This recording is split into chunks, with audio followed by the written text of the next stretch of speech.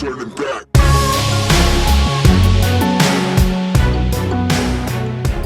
Welcome to the Lost Boy Scouts podcast. What episode are we on? Do you know? I stopped counting. 30, I think we're like at 30 something. 38. 38? 38. Wow, dude. Yeah. What a crazy. Sounds about right. That's insane, huh? Yeah. It's getting a little cold in Utah. It is. I'm digging the hat. Thank you. I'm Yeah. digging the hat.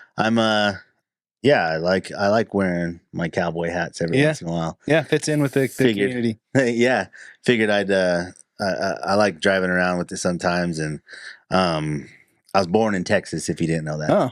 Yeah. Okay. My dad was in the didn't know military. And sorry, I have a hangnail. That's the worst. Bothered me, and I just barely found it. And then now I'm gonna just be stuck on it, you know. I had one on my toe that got infected after Wednesday. Oh, no way. Yeah. I've been pouring Stuff on it. It's actually good now. But after Wednesday it was super sore because they kind of bleed, and then Wednesday was insane. It was tough. Wednesdays have turned out to be really heavy hitters. Yeah. Lots of energy. Yeah. Usually about 4 or 5 black belts on the mat. Yes. Plus all the other monsters that come in. And 17, I think they said 18 people, 20 rounds, and not one easy round. Then you look at yourself and you're looking across and you're like, fuck. Yeah. Am I the easy round? Yeah. Right. Damn, am I the easy round? That's where right. You have to look within yourself and be like, gosh, man, I got to dig deep, right? Yeah. But it actually was fun. I mean, I was really sore. My forearms were sore. My hands were sore. Oh, everything. How about you? Everything. Yeah, everything was sore. I could not walk Thursday. So I had an incident a week ago Monday rolling with Nick Howlett. Okay. I got into a good position. I caught him in turtle. And I'm like, cool. I've been wanting to try this arm-in guillotine that Professor showed a few weeks ago. I don't often, usually I'm the one in turtle. Yeah. Usually I'm the one turtled up. Hiding. Yeah. Please don't kill me. Yeah. And I'm like, okay, this is a great time. And Nick's not a small cat. No, he's legs like tree trunks. Yeah. Yeah. And we're not to say I'm not saying he's fat, but he's built. He's stocky. He's he's thick. Corn fed. Hunk of beef there, masculine beef. Yeah. And so, you do this where you shove your arm in and you pull back the arm. And I went to pull back his arm and it just didn't budge. It just didn't budge. It was he didn't move at all. Yeah. Imagine going out to a big thick tree and trying to just push it over. Yeah. And that's about what it was like. And I was like, well, shit, I think I need to hit the weights a little bit. And cause height wise, we're about the same height, shoulder, he's just hardy. He's very thick. hardy. He's yeah. And so I've been trying to incorporate more weights into my just overall healthcare. And you did weights on Wednesday. I did weights on Monday and Wednesday this week. And the way it just worked out with my work schedule, the way I went down, it was those were also the days I rolled. So Thursday was I can't move. I was the Tin Man. I needed oiling, and I'm still a little weak. So if anybody out there does legs a lot and can tell me am I lifting too heavy? Yeah. Is that why I can't walk for 3 days, or is it just because I'm just out of practice? It might be a little bit of both, right? I'd love to know. Yeah, it probably is. So, but it's been some monster days. Yeah, and everybody's getting ready for the belt test, which means there's a lot of things going on in the academy. So you have a lot of stuff happening. You have a little groups that are training here, little groups that are doing things that they need to take care of for the belt testing. And so you can feel the buzz of the gym is starting to get to that. Yeah. Next Saturday is the belt test, and there's going to be so much new color going on at the academy, I know. And what a crazy way to think about things, because there's always progression, right? Yeah. And you can always see progression. You can always see how things are progressing. You can see with people how they're progressing. You can see the people that are going to class, that are trusting the moves, and you can see the people that are watching YouTube, thinking that that's the way that the training goes, right? As a newly minted blue belt, technically new in your journey, right? Right. If you don't go to class, if you don't stay at open mat, it feels kind of like you're always rusty. Yeah. When you are consistent, it feels like you're ahead of the game, right? Like you're part of the progression. Yeah, even getting that third or fourth day in, right? If I train 2 days a week, I feel like, okay, I'm maintaining. Sure. 3 days, okay, I'm progressing. Yeah. 4 days, like I'm really progressing. Yeah. But like if I'm just hitting 1 day a week, if I'm not consistent 2 days a week, I do feel like I'm backsliding. Yeah. It's kind of like that in life too, right? Like if you're present for all of your things. And so with the new color and all that stuff, there's going to be, I feel like, again, our academy is going to kind of level up again. And I wonder like how it's going to see, because we're about to have 6 black belts under Professor. That's so 6 awesome. black belts. That's so awesome. Which is insane. Yeah. You know, I was with him when he didn't have 1 black belt that was technically under him. Right. And yeah, you know, I mean, by the time this comes out, we'll be getting ready for that, because it comes out on my birthday, the day after your birthday, right? And so, yeah, it's kind of exciting to see what's going to happen, and can we keep the people that we have here, you know, and keep the excitement. I feel like the community is pretty good right now. Our women's program, I think we have 10 women that are training. That's awesome. I just built the group. You know how I have my group that I text, and I was like, man, we have 10 women that are on this group that train, you know, and that's really kind of cool. That's like how you know your gym is healthy, if you have like a healthy women's program, you know. Yeah, I mean, it also says that the standard of the gym's really high because it's clean. Because I wouldn't imagine that, like, and the dudes are nice, and the dudes are like gentle, monsters, you know, like they know to take it easy. What's new on your plate this last week? Anything crazy? Yes and no. Yes. What do I want to share? Right? Like, what do I want to share? I feel like, in a lot of ways, there's been a lot of craziness. At the same time, I have to I think you gave me some great advice in the midst of the chaos. Yeah. Like, what is my part? And I think my part is what I feed it. And like, so, you know, I probably will refrain from sharing too much, but I realize I've been feeding some bad habits and some addiction. Yeah, as we go on, I'll probably pull a little bit out of it because I think it'll be really important for us both to share some personal experiences with the topic tonight. Yeah. I think my biggest thing is I just want to be careful of the other parties affected. Sure. And we'll use it as like your friend. Yeah. This person I know. Yeah, this person I know. Yeah. So I mean, it's really been a week of like. I've just been feeling like I felt this week that I really had to just kind of sit with myself. Oh yeah. I had to sit with myself in the silence because I've been feeling like for the past couple weeks, if I'm not moving, that I'm stagnating and that I'm getting far behind and that like I'm not progressing where I want to progress my goals. And that it's led me to kind of like some kind of frantic moments. So like really intentionally like slowing myself down. Yeah. Intentionally slowing myself down. And, you know, generally what that looks like is that I will, you know, I'll focus on work. I had to, you know, double down on focusing on myself, hence the working out. Like there's unfortunately some young ladies that I had to cut out of my life because I'm like, it's just not part of the process right now. It's just not part of the journey. Not part of the journey that I need right now. I still feel like I have a ton of emotional residue stuck to me. Which sucks. It's been 2.5 years and I would like nothing more than to, you know, scrub that bong out, if you will. Clean out that water. Yeah. Just rinse out that water and like, the residue's not fun anymore. Yeah. That residue is yucky and it tastes disgusting. And in a lot of ways, I feel like I hit it's moldy. Yeah. A rock Stinky. Bottom there. Yeah. And I also just kind of coming into some acceptance that like, oh wait, this isn't like separating love from an emotional residue. Oh, sure. From like an emotional addiction to something. Yeah, sure. And really like working with my therapist and working with my men's group to kind of like talk through some of these things and reframe some of these things that I classified as love. And I think that's why the young ladies get cut, because I'm like, I'm not in a place where I actually can feel that for very many people. Right. I understand that. Like it would be really hard to be in that position, right? Because as you progress, as you move on in your life, and you're like, man, I'm doing all these great things, man, I'm doing all these great things.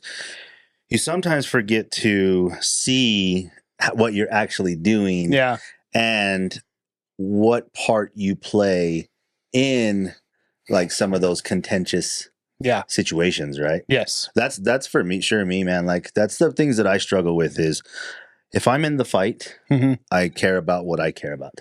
Yeah. Right? Yeah. If I'm in the fight, I care about what I care about. And if it's what I care about, I care about it. It may not align with what you care about, but if you're in the fight, you care about what you care about. Yeah. And finding that common ground of like, okay, I can see your point. Yeah. And I can put my own wants and needs aside for a second. Yeah. I can see your point, and then we can make progress. Usually what happens is, for me personally, I'm in the fight. Yep. I care about what I care about. I don't care what you care about. And now I've attached myself to these feelings for me. Yes. And then what happens? You go into self-preservation, self-protection, right? Yeah. And it's like, well, you don't give a shit about what I'm going through. So guess what? I don't give a shit what you're going through. Yep. Yeah. You know, and that's where I think men especially, because a lot of times it's like banging your head against the wall, right? Yep. Banging your head against the wall and hoping for another outcome other than a sore head. Yeah. You know, like I can get through this concrete. Yeah.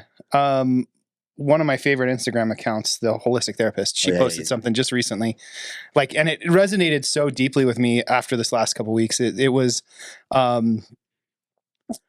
healthy people will walk away from situations that are where they're not receiving what they need from the relationship. Yeah. And unhealthy people will sit and beg for that kind of that. Yeah. You're looking validation. For that. Yeah. Validation and acceptance. Of, look at what I'm doing. Look at what I need. Right. Why can't you help me? Like save me, protect me. Like I need all these things from you, and you're like not doing shit. I just want that. Yeah. You know? Yeah. So going back and examining the wound a little bit and saying like, what is this that I'm really feeling? Yeah. And like, what does this really mean? And like, again, like if you fool me, right? Like especially like in a long-term relationship, like I have to then go back and like reframe a lot of things. Sure. Am I really as gullible as like I think I am? Like, I understand. Yeah. You know what I mean? Like I have to like, it's not just a shame on you, it's a shame on me too. And I'm like, I have to like completely reevaluate the situation. Right. Yeah. And I have to, and if I go back and I do that reframing and I actually can build a different structure of the relationship because of that reframing, you know, it's entirely possible that there is a completely different relationship on the outside of that reframing. And from the outsider looking in, like you can see, you know, there's always your side, my side, the real side. Yeah. Right. Your story, my story, then the middle. Absolutely. I think about that a lot when I'm in a fight with somebody that, one, I may not care about, two, I have no intention to care about, and three, probably don't really care if it progresses. Yeah. It's your side, my side, and then the truth, right? Yep. Now going to the people that I really care about, there's definitely your side. There's definitely my side.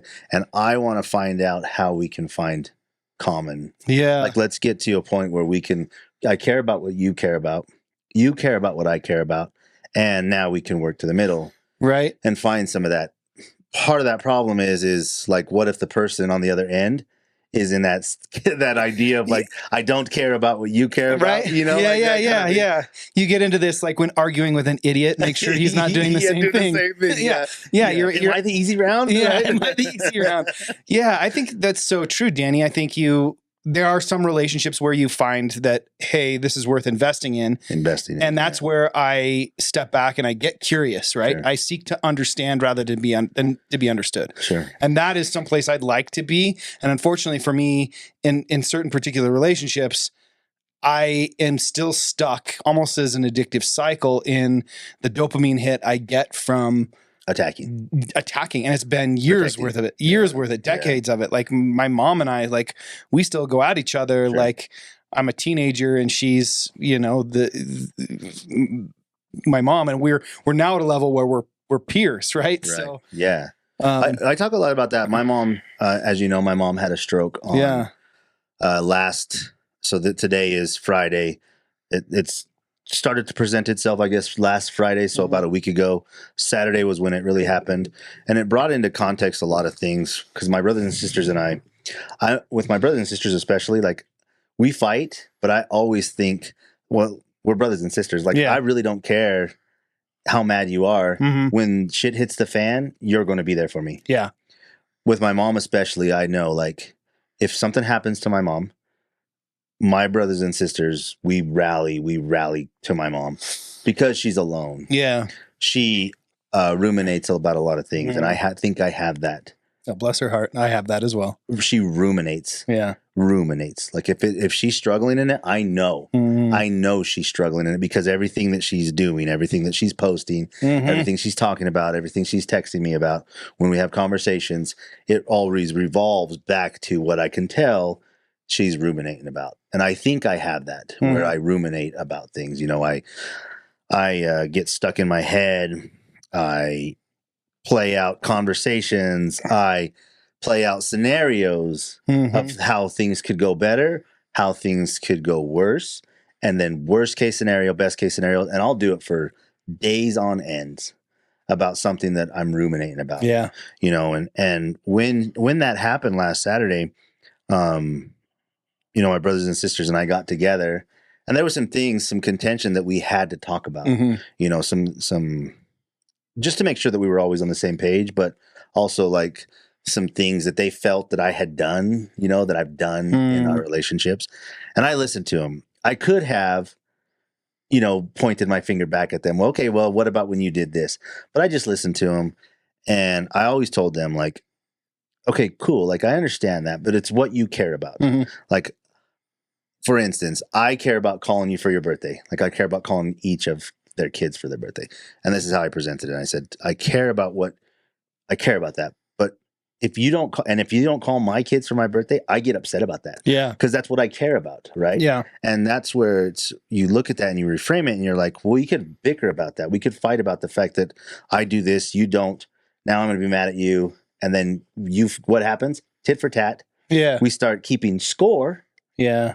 Of what each other's not doing, not of what each other's doing. Yeah. Right.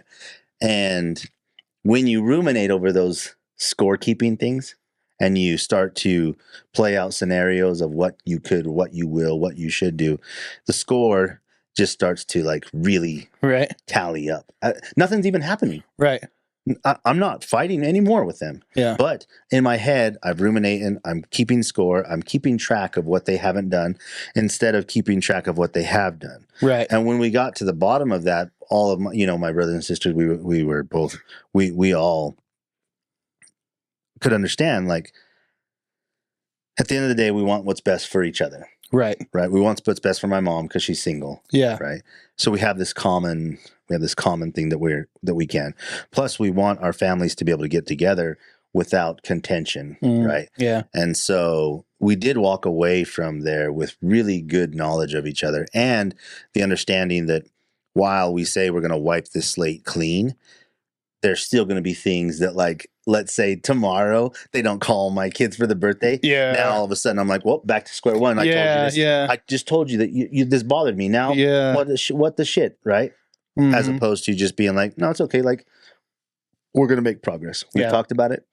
It may not change overnight. Yeah. But we're going to make progress, right? Yeah. And that's easy when you do it with a loved one. Yeah.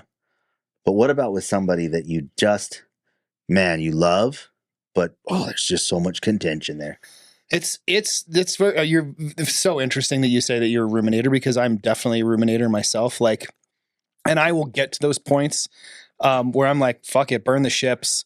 Like, I have already gone through every scenario, right? Like, it's like, did you ever see that War Games with like that old 80s? I think I have. Matthew Broderick, right? And they get the computer to play tic-tac-toe against itself. Yeah. And it finally realizes, that's what I'm doing with these arguments in my head, right? Like, I'm like computing them all out and tallying shit up, and it creates an enormous cognitive load, which then the next time you have to interact with that person, your brain has already exhausted itself on the conversation. So you're just that much more. And your fuse is so small. It just shortens your fuse, right? So, yeah, I think it's important to take a step back. And this is going to be one of those points where I'm going to say, like, I'm learning, right? And I think I have some solid advice, and I'm giving solid advice to myself as much as I'm sharing it with other people. But like, you have to take a step back and just get curious. And how powerful is it? Like when you see that, I like to think of like a pride of like lions, right?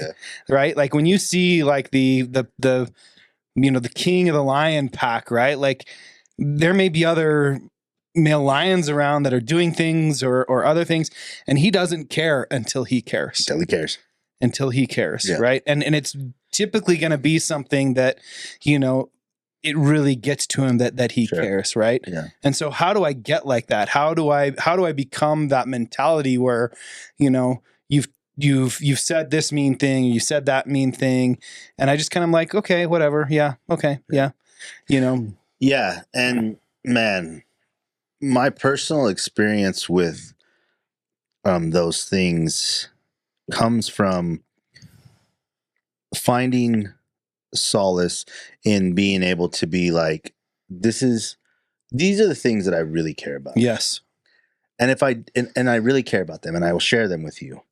I don't share them with everybody. Yeah. Not everybody gets to see where my goat is tied up. Yes. Right. Cause man, sometimes if somebody knows where your goat is tied, and that's kind of one of those funny things where like where my goat is tied, that's where like, if you start teasing me about something and I've just told you that, and it starts to get under my skin. If I exploit that. And now all of a sudden you're like, keep going. And now I'm like, okay, well, I'm going to lose my patience, right? Yeah. I don't show very many people that. I don't talk a lot about those to very many people because, for one, you have to really be in my inner circle to understand those things. Two, I'll give you a pass first, right? Yeah. Second, I don't really give too many passes. Yeah. Third, I start to pull myself away from the relationship. Yeah. I'm not going to play those games anymore. Yeah. But if we both understand that, and we both tease each other the same way, like, it's okay. Like, we'll tease each other. Yeah. But I know that we have a solid relationship. Yeah. Right. Even if I tell you, hey, that hurt my feelings, you're going to be like, no, man, I get that. Yeah. No, I think that's interesting. I think we did that episode on kind of being vulnerable and sharing those vulnerabilities. And I think it's definitely something that's hard for men to do. I do think it's important that we have kind of an inner circle of men, but I also think it's equally as important that it's small, right? Like you can have a big group of friends. I am just to a point where I don't trust a lot of relationships personally. Because of how my relationships have turned out. Yeah. Some of that I have had to go in and say like, okay, what in me is wounded that I need to heal so that I can now strengthen my relationship with this person. Yeah. Right. In a lot of cases, it stems back to my childhood abandonment, my childhood trauma, those type of things that were honestly somewhat subconsciously learned, but are manifesting in maladaptive behavior in my relationships now. Yeah. But I'm fully with you, right? Like I think it's important to keep your circle tight. For sure. And learn how to, man, when you have to be brutally honest with somebody, right? You have to tell them. Yes. And we had this conversation where I was like, hey, Tyler, just so we're clear, like, I don't want to be a part of that. I don't want to be a part of that thing. And here's why. Yeah. And you've had to be like, hey man, I'm Danny, like, I'm not cool with that. Like, I'm not okay with that. And we both have had to, when you have those like clear cut conversations with another man, you look him in his eye and be like, hey, I'm not cool with that. And here's why. Yep. And if that person then goes, hey, I got you. Yeah. I understand. Noted. Duly noted. I will fix on what I'm fixing on. I will work on what I'm working on. And you will know that I understand where you're coming from. Right. Now it's not one of those like next time it happens, you have to still kind of give that person a pass because they're learning, right? Yeah. And so sorry to interrupt, but like because to me, like, what are your indications that somebody's actually working on it? Because to me, like my thought is action is always more 100% more valuable than words. I definitely, there's a lot of people that will throw words at you, but like never back it up with action. And so if I slip, but you see that I'm making, progress through action, right? It's okay to slip up. You can have those conversations to a point, right? Or I think right away. I think honestly, here's how I believe, honestly. I think you already have an indication of the person prior to that misstep. Yeah. Prior to it, right? Yeah. You're like, okay, I'm going to share some information with this person, and maybe that person, maybe like a couple of days later, like somebody asks you a question, and you're like, okay, the only way that you knew that is if that person told you, like, that's a one indication of if they're a gossiper, right? If they're a talker, right? Yeah. The other thing is if automatically you are a good read on person. Mm-hmm. You're a good read on people, right? If you give that person a couple passes, right, and they continue to make progress, you may have to give them a pass in a different area, right? But you've already got a read on that person that they want to be better. They want to improve their life, right? If that person has given you an icky feeling from the get-go, constantly gives you icky feelings from what they do, right? And you're like, oh man, that kind of caught me off guard. Yeah. What happens, I think, in my opinion, is you just start to withdraw from that relationship. They may not even know that you're withdrawing from the relationship. This is really important with women. Yeah. Really important as a man with women. As a married man, right? If I have, I have like friendships with women, right? Friendships with them. My wife has friendships with men. If we start to get icky feelings with like, that kind of caught us off guard. Yeah. Could you imagine if I continued the relationship and my wife was like, hey, I already told you, like, I don't like that. My wife is going to see right through that. Right? Yeah. Right through that. Yeah, I think that's a really great point. I think those relationships with the opposite sex, like, I think it's funny. I don't know. Do you remember, was it Mike Pence when he was running for president with Trump? They were giving him shit for like not having lunch with another woman. And it's certainly something I probably wouldn't do if I were in a relationship, right? Like, it does kind of start setting a standard. Yeah. I might get mocked and like, I might get mocked for that, but I honestly don't think that there's anything wrong with that. I think you want to avoid situations where, if something could be perceived as bad, because I'm not worried about what I'm going to do. Sure. I'm completely in control of my actions, right? And willing to take accountability for my actions. But there is an aspect of how do people out there perceive things and how are things perceived? So, you're walking through the gym, if you were walking through the gym and some pretty young thing comes up and talks to you, Danny, and it got back to Misty, right? Like, it may have been innocent, but the way whoever perceives that, it could totally, throw a wrench in your relationship. Perception is 3/10 of the law. Or 4/10 of I agree. And, you always want to make sure that like you set clear boundaries. Yeah. Clear boundaries with yourself, clear boundaries with your relationships. Yeah. And especially for me, like, I don't bring a lot of, random people around my family. Like, I don't bring a lot of random people. Most of the people that I bring around my family are friends. Yeah. Really, really good friends. Yeah. I don't have a lot of people over in my house because I never want to make Misty uncomfortable. I never want to make, my kids uncomfortable. So if I get a weird feeling from you, you are never getting an invite to my house. See, I totally agree. I kind of feel like what I've noticed is that people that are insecure, they will gossip. One, because they need to gossip so that they feel important. And it's because they don't know how important they are. Like, they haven't built a self-love or a self version of themselves that actually loves themselves, right? So they gossip about it because they want to be in the thick of things. Two, fake people, they have a certain vibe. You can fake a vibe only for so long. Sure. Right? And fake people will typically have large transient populations as friends. Sure. People coming in and out. I agree. Constantly changing friends. Like, one of the things I pride myself on is like, I'm still friends with the kids I was friends with in high school. Same. Like, granted, we're not like super tight homies. Like, we're not hanging out every weekend, but like, we're still in a text chain together. Same. We still send each other memes from time to time. You know what I mean? And these are guys that I trust, I grew up with, and our lives have all kind of gone different directions. We all have our own families, and, we've gotten together for a few guide trips. And I think that's important. I'm like you. I think that, real people will intentionally have tight circles. Yep. just because they know the consequences of, and they'll know what you'll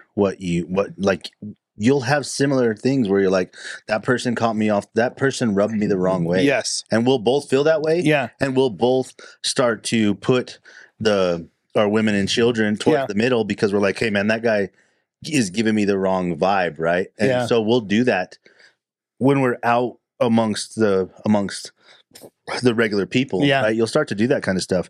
Yeah.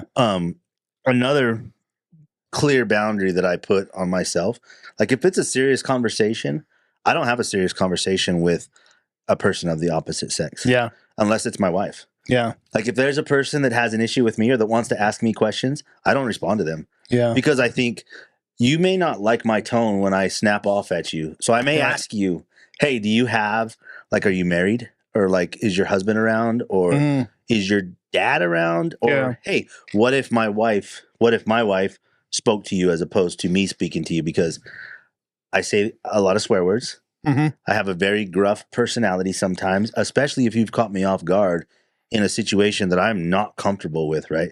And that has happened where I've had to be like, hey man, like stop there. I don't want to have this conversation with you. Yeah, it's just easier to avoid the conversation. Not necessarily avoid the conversation, but like redirect the energy, right? Yeah. Like you've got to question somebody's intention if they reach out to you. I certainly have friends that are married, and it was the same way at work. Like I didn't even, there's this connotation that you have, like when you go to a corporate job. It was funny. I work with people of the opposite sex in the corporate world all the time, right? And when I was married, like somebody coined me their work husband, and I was like, no, I'm actually not really cool with that. We work well together in like this corporate experience, but like I don't really want that like kind of connotation that like I'm your work husband, right? Like, and we can even be good friends, but like still, like to me, there's a boundary there. Like this whole bullshit around work husband or work wife. I think it's just I think it's a lack of knowing yourself and a lack of having real boundaries. Well, and I think like if you put that out there, and let's say your wife's not like, I mean, like Misty is she is conservative. Yeah. Right. And she's very, she's actually really conservative with things. Yeah. And she sometimes doesn't have the same kind of humor that I have. Yeah. So like, somebody said that about, like, if somebody said that to me, like, if she heard that there was a woman at my work that somebody said that's Danny's work wife, my wife would be like, I would be, that is a clear boundary that my wife does not play. Would she take it out on you, or would she? Probably both. Yeah. But my wife is also like, she's very aggressive towards, if you have hurt our relationship, her relationship, or her, she'll let you know. She's not afraid to let you know, Yeah. And I've had to remind her, like, you can't go at a man like that. Like you can't go at a man like that. You can't, like, cause if that dude is not like cool with that and he snaps off at you, now I'm for sure getting involved. Right. Yeah. I'm for sure getting involved. Yeah. Right. And I have that understanding because there are boundaries that I have. Yeah. Right? And my rumination that I'll play that fight out in my head. Mm-hmm. I will play that fight out in my head of if somebody hurts Misty's feelings, or like if we've gotten to a point where like somebody's hurt both of our feelings, and now we're both like wanting to fight. Mm-hmm. I'll play those things out in my head. And now I'm like, when I see that person or I'm around that person, I'm sure they feel my energy that I'm not cool with them. Yeah. I think that when you're working on yourself and you're going through, you're like, man, I'm trying to progress. I'm trying to progress. Yeah. Regression is such a normal part of that life. Regression from like I'm doing good, I'm feeling good, something triggers me, I'm so far backwards. How did I get so far back? How did I end up? How does it, like, I'm in the same spot that I was a year ago? Yeah. And I think that's where men, especially men, start to really struggle. Oh, for sure. Because they're in a regression. Yeah. I definitely get really hard on myself. One little trip up and I'm like, God, what the hell? Why do I feel like I haven't progressed at all? Yeah. And again, it's partially me not seeing the progress, right? This progress in life is slow. A lot of progress in life is slow. So slow. And that's okay, right? Like that's you can go out there and you can bust ass and you can make a ton of progress, but like real good quality progress is fairly incremental, fairly and you slow. Don't see a single thing about it. And you very rarely see it. People around you see it. Yeah. It's just like jiu-jitsu. Yeah, exactly. It is exactly like that. Nobody's giving you a stripe in life. Right. But you can see progression. Yeah.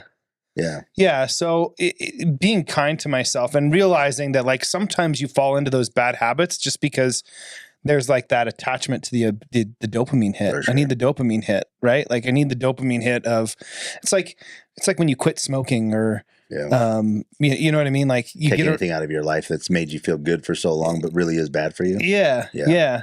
Your brain kind of gets hardwired to it. That's why I get so pissed that I ruminate, because I know that my brain is building those patterns and I'm like, I don't want my brain to build those patterns. I know it's not helpful for me to ruminate. We've had conversations where you've said like that addiction. I feel like I'm addicted to this. I feel like I'm addicted to this. And there's times when I'm like, I don't know what you mean by that until I put it into perspective of that fact of like, man, like an addict of something, right? They're doing all this great stuff. They're doing this 12-step program. They're doing this 30-day coin, 90-day coin, 120-day coin. Take a drink, man. Boom, right none back. of it was even none of it even existed. Yep. None of it even existed at that point. Yep. That is how bad, like, right, some of that addiction. Oh, absolutely. I'm sure, like porn for men, man. If you I can only imagine what it's like to be, because that dopamine hit from porn is real. It's twice the load, right? And if you are like twice the ruined, load. Yeah. Sorry, literally. yeah. If you are like, if it's ruined your life, and I know guys that it has ruined their life. Have you? Sorry, I'm not gonna detract too much, but like, have you and Misty gotten into the Real Housewives or no? The Secret Lives of Mormon Wives? No, is it good? It is. Have you ever seen a car accident? Yeah. You know when you're about this is about to happen. Yeah, you're like, I can't believe this is happening. Yeah. It's like all of those trashy Real Housewives show, except for they've made the women and the couples in it. They're now like 20 years younger than and have a lot less. They still have maybe the same amounts of money, maybe a little bit less money, but like it is horrific. It really is. It really is horrific. Like I had to watch it, one, because I'm like, I want to see what places do I recognize? Like I recognize the Mercantile there in Midway. They were recorded in. No way. Yeah. Some of the places down in Lehigh where I work, some of the restaurants down there. No way. Yeah, because like in the Mormon culture, like the people that I know that were like that it ruined their lives and their marriages, they were Mormon. Yeah. And I was like, oh, it'll absolutely kill your marriage. Yeah. Could you imagine, like, you've worked on it for so hard, you've worked on it for so long, and all you've done, man, one click, next thing you know, you are full 3 sheets to the wind, and you're like 100% into this porn thing, and you know it's going to ruin your life. You know it's going to ruin your marriage, but you still do it anyways. I'd put this challenge out there. Like, give me one redeeming quality of porn. Is there one redeeming quality to all of the smut that's out there? Man, the funniest thing, I mean, I've told you this before, the funniest thing I've ever heard is the more porn you watch, the smaller your dick gets. It's true. Because those guys have ginormous wieners. It's true. And that, and you're training yourself to speed to orgasm, right? Yeah. You're getting the dopamine hit from constantly being flooded with new. The only redeeming quality is if you're participating in it and making money. And even then, like, there is the amount of drugs and the amount of I mean, look at Ron Jeremy. Like Ron Jeremy was like look at this guy. He was, everybody knew who he was, right? Yeah. But you look at him now and you're like, holy. Yeah. No, I don't think there is. I tell my boys all the time, like, be careful with that stuff, man. Know that it's not real. It definitely desensitizes you. Yeah. And most drugs desensitize you to things. I think like eventually you do things that you probably would never do in your normal life. To me, that's like the ultimate sign of a regression. You're making so much progress.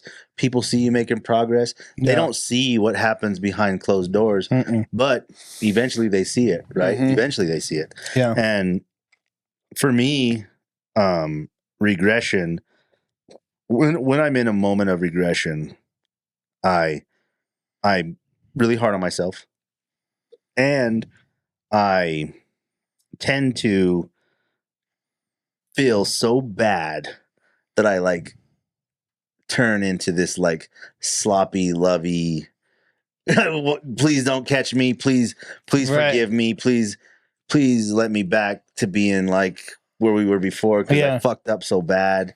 Sorry about that.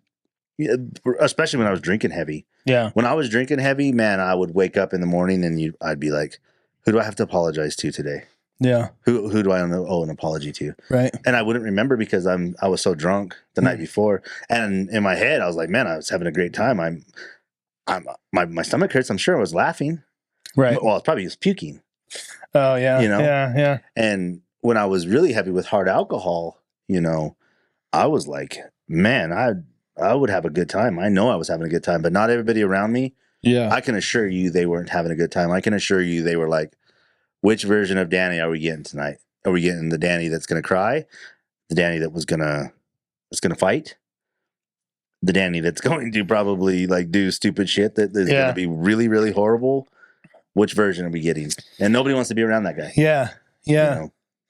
It's interesting. I just watched this movie and one of the characters pulls out this big old bong, and he's like, if you want to leave now, like she's talking about leaving this place, and he's like, if you want to leave now, I'm taking off right now.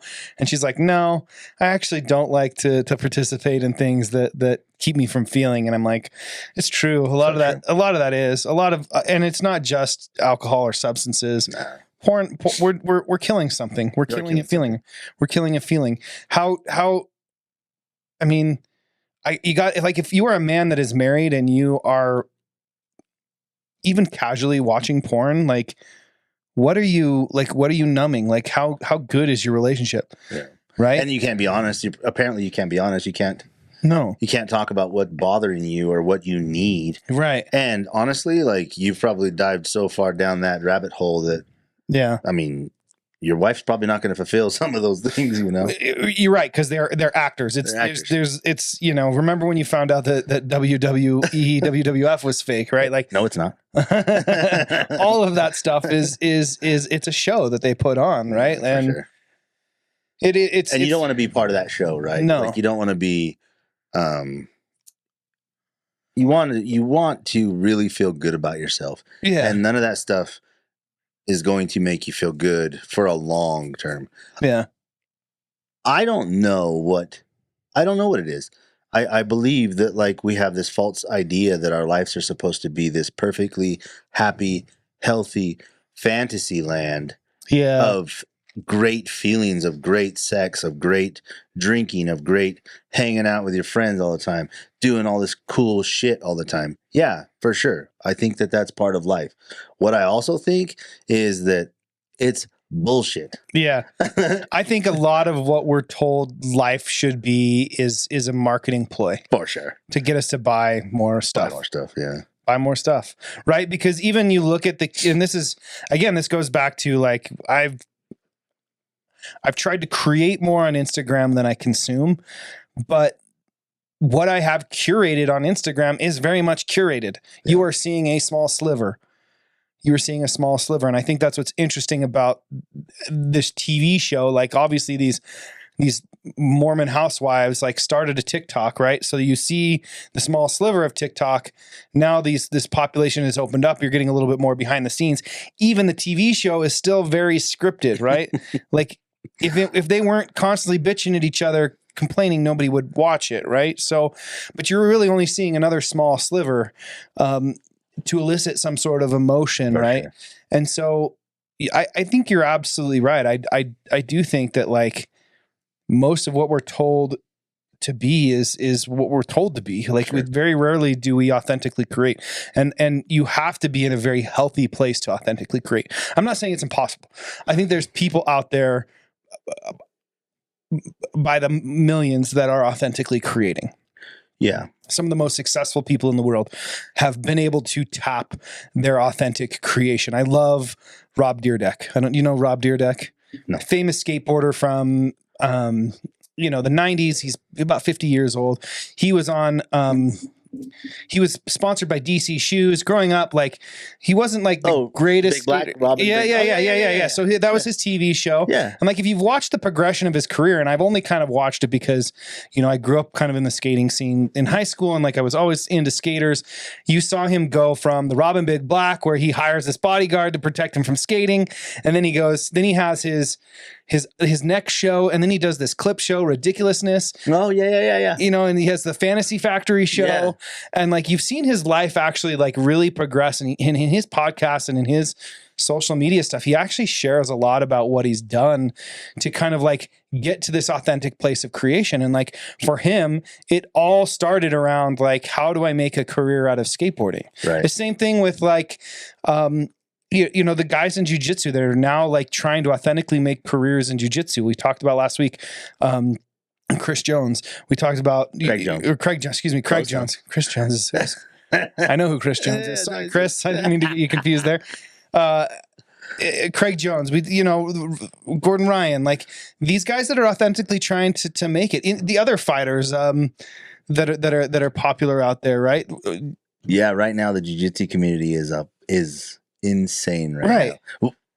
Bad right now. Yeah. It's not good right now. There's some stuff that's happening in the jiu-jitsu community right now that is really bad. Yeah. And I feel bad about it right now because I don't know. There's some things that have happened in the last couple of weeks that I'm like, man, I don't know. Like some of these guys have gotten a little too big for their britches. Yeah. But the authentic ones, those guys that are authentic, and when you're around authentic people, yes, for sure.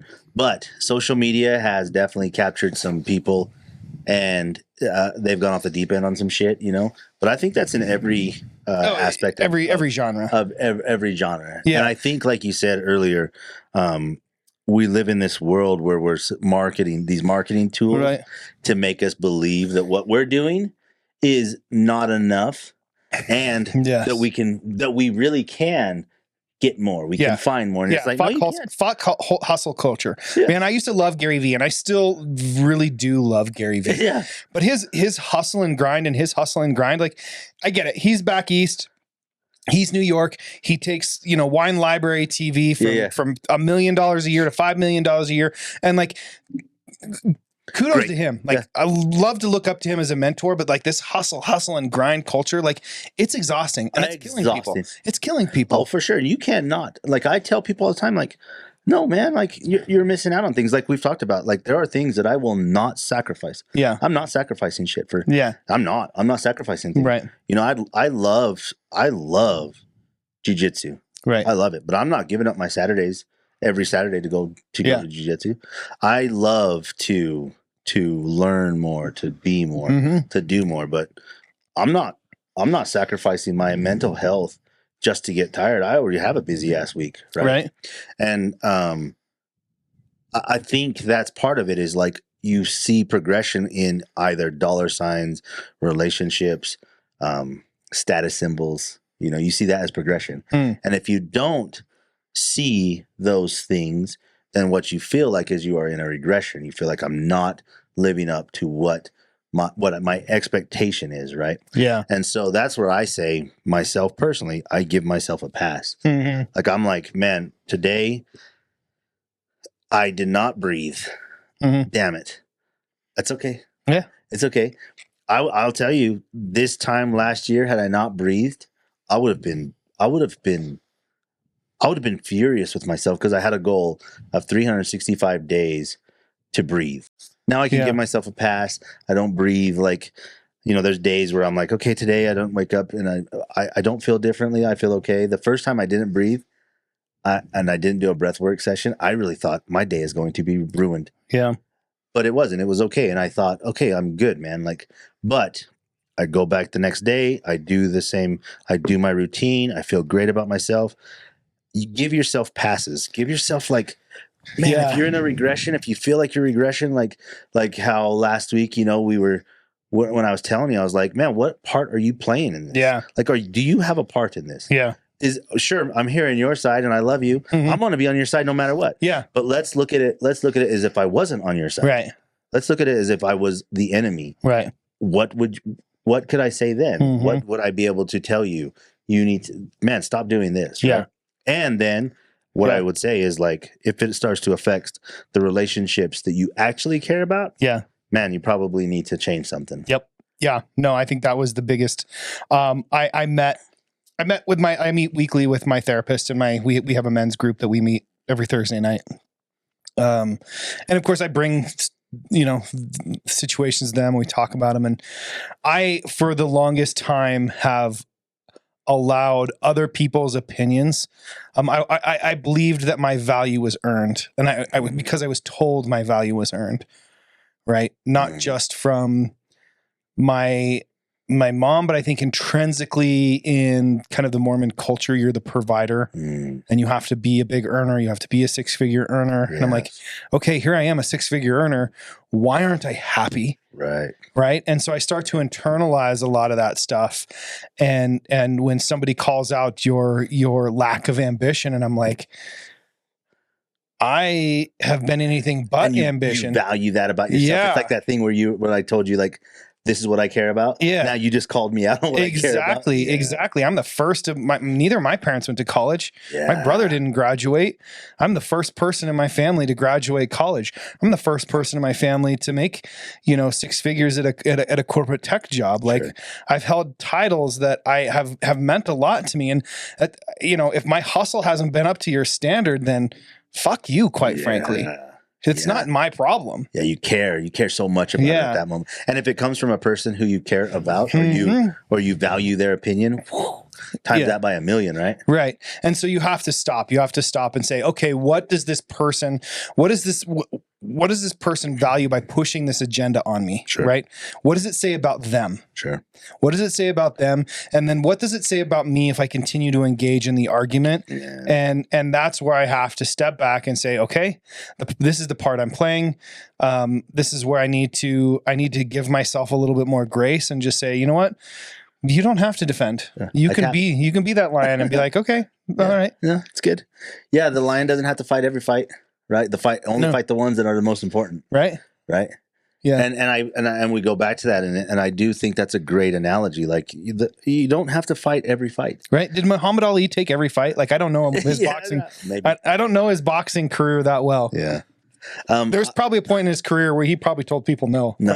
And I think you have to, like, look at that whole idea of who do you want? Like, are you a better version of who you were yesterday? Yes. Are you a better version of who you were 5 years ago? Yeah. Like I've told you, like, 20 years ago, Danny. Yeah. 25 Danny, 26-year-old Danny, we aren't hanging out. Yeah. Because I might have pushed, you to do things and pushed our relationship to do things that, unfortunately, I did. Yeah. I pushed people away. I pushed people out of my life because they probably couldn't handle who I was. Mm-hmm. Thank God my wife stuck with me through those times, because I was wild. And, that young version of myself where I was drinking so much and doing negative things, right now I can look back and I can say I'm a better person. Have I regressed? Yes. Do I still have moments of regression? Yes. But for the overall big picture, I'm a better person than what I was then. And who I am now, I'm proud of. And who I am as a man, as a mentor, I can look you square in the face and tell you that I'm a better version of Danny. Yeah. Yeah. Well, I like this version of Danny. He's the best. Yeah, he's a pretty good guy. I appreciate him. And you give yourself. Yeah. What about you? I mean, like, do you tell yourself, like, you're a better version? Or is there so much work that you feel like you have left to go? I tell myself every night before I go to bed, congratulations, Tyler. I love you. You made some good progress today. Yeah. And I don't know where I stand. I kind of with myself, I'm pretty happy with the incremental progress. Yeah. I'm not always happy with my decisions in that I make, but I tell my children this quite a bit. Like, I have an unconditional love for you. I may not love some of your behavior. Yes. But I love you no matter what. Yeah. God, and that there's no duality in that. There can actually be, excuse me, I don't know if no duality is the right term now that you like, there is a duality in that, right? Like, loving you unconditionally, but not liking your behavior, like, they can coexist. Sure. They can absolutely coexist. There are some people that don't understand that. I agree with you. There are some people that don't understand that concept, that your behavior is unacceptable to me, but I still love you. Sure. Yeah, no, I agree with you. And it's because they have shitty parents. I'm sorry. I'm just going to say it. They have shitty parents. Agreed. Shitty, unemotionally unavailable parents. And probably shitty people around them that have gassed them up so much that they don't have to internally internalize that. But yeah, so I hope that we talk about that progression and regression. I hope our listening base, our audience understands that that is how life works. Yeah. You look at your whole big picture, you look at the whole big idea of who you are, who you were, what you want to become. Mm-hmm. You look at the big picture and then you decide, okay, what can I take out? Mm-hmm. What can I put in? And what do I want to really I want to make that like part of who I am. Yeah. Stop personalizing the external stimuli that's telling you you're not good enough. For sure. And unless there is some actionable behavior change that you need to make. Sure.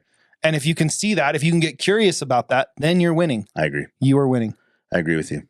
Yeah. And so, in closing, that's to me is one of those most important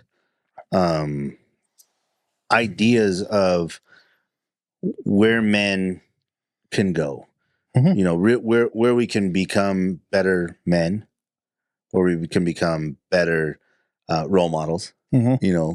Where we can become better, like where we need to be monsters. Yeah. We don't always have to be monsters. Yeah. We don't always have to fight. We don't have to fight every fight. Mm-hmm. But we sometimes need to fight some of those internal fights where you need to fix what you are, who you are, so people can see that you're actually making progress in life. You know what I'm saying? Yeah. So what, let's see, what do you got coming up? Let's see. What do I have coming up? Birthday season. Birthday season. We're about to be birthday week. Yeah, birthday week next week. I'm so excited. It starts tomorrow for me. Yeah. I don't have my youngest here, but I did drop by something special for her at school. Good for her. She's excited. She's adorable. She definitely a highlight. It is birthday season for me. I have a birthday July, August, September, so. Nice.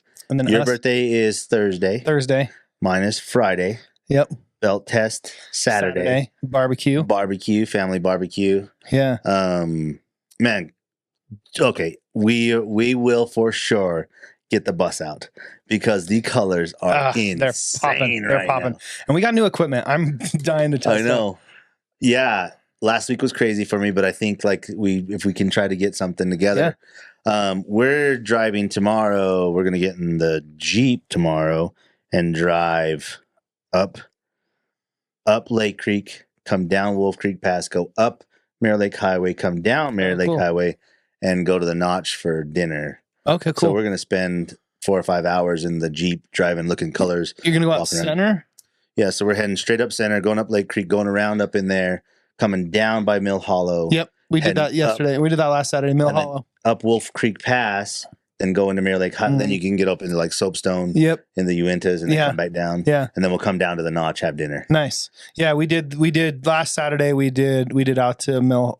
Oh yeah, that's easy road. Yeah. Well, I mean, it's pretty washed out. So let a little air out of your tires. And there's a bunch of roads up there that we go around and look. Oh, you can. There's a tree up in the Uintas that I've written Misty and I's name on, and so we might head up there and look at that. Cool. There's a ton of people out there. Start a hunting season. That's bad. Wear your orange. We won't get out of the Jeep. Wear your orange. Wear your orange. So we have that, and then belt test. We're excited about that. By this time, so Friday, Man, Preston, I'm so proud of you, dude. Yeah. I'm so proud of you, Preston. Preston's getting his black belt on Saturday, so this will come out Friday. The next day, he'll get his black belt. I'm so proud of him. That dude has been with me my entire journey.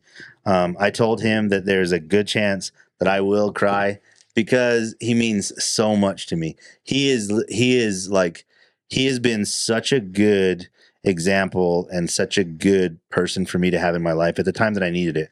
We've been friends for now almost 9 years, I think. Wow. Is that right? Yeah. Almost 9 years, I think. 8, 9. Yeah, almost 9 years we've been friends.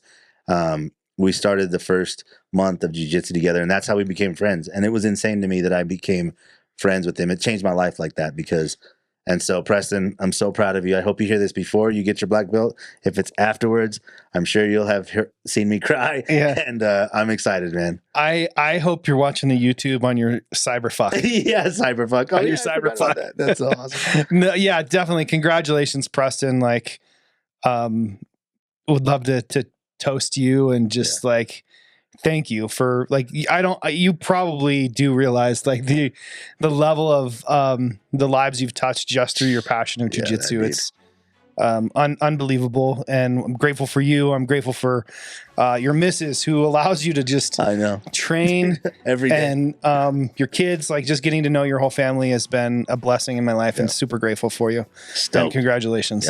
I'm sure I'll say this to your face on Saturday as well, wait. but like want to just put it out there in the ether that it'll live on some server that outlives us all. It'll be on the cloud. In the cloud. It'll outlive us all. All right. Good? Yeah. I appreciate you, Danny. Appreciate Thank you. that. That was fun. Okay. Yeah. Take care, guys. Cheers, everybody. Be good. Rise up, don't turn it back.